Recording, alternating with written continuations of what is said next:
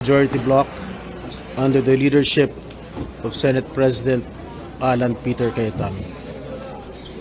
Hindi ako matitinag sa anumang panggigipit, pananakot, political maneuvering para talikuran ang aking paninindigan.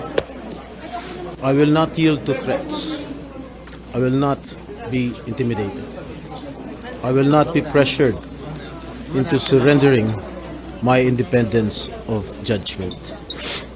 I am giving instructions to the Senate Secretary to put on hold my salary.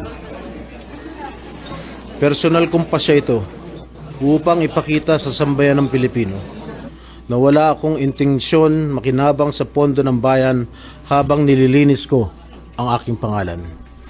At higit sa lahat, hindi ako papasailalim ng kustodya ng Senado. I will not seek Senate custody. Hindi ko gagamitin ang Senado bilang panangga laban sa mga aligasyon sa akin.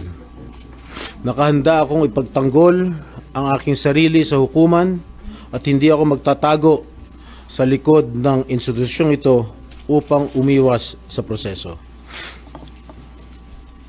Ipagtatanggol ko hanggang sa huli ang aking sarili para patunayan na walang batayan ang mga paratang sa akin. Kalokohan ang lahat na ito. Mismo ang Senate Legislative Budget Research and Monitoring Office o LBRMO ang nagsabi sa Ombudsman na wala silang anumang dokumento o record na nagpapakita na ako ay nagpasok ng anuman insertion sa 2025 national budget. Ang mahalagang impormasyon nito ay kinilala pa mismo ni dating Senate Blue Ribbon Chairman Senator Panfilo Lacson bilang isang makabuluhang ebidensya na sumasalungat sa mga aligasyong ibinabato laban sa akin. So how can the Office of the Ombudsman file a plunder case against me when I am not even alleged to be part of or the mastermind of the supposed scheme? Wala po akong kinalaman dyan. Ngayon ko lang po isa sa publiko ito. Maraming beses po ako inalok na talikuran ang independent majority bloc kapalit ang pagbabasura sa aking kaso. Ngunit, hindi ko po ito tinanggap. Mas nanaig ang paninindigan ko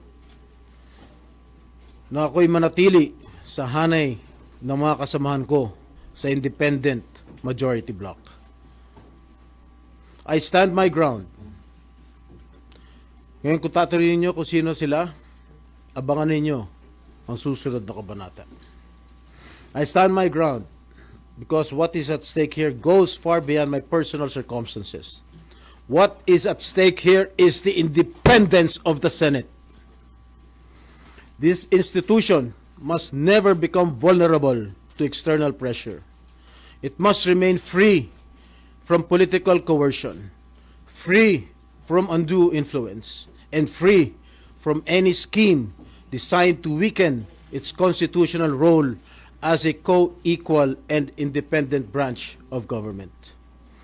If this is the price I must pay for the decisions I have made and the principles I have chosen to uphold, then I am prepared to face the consequences, however difficult they may be, especially for my family.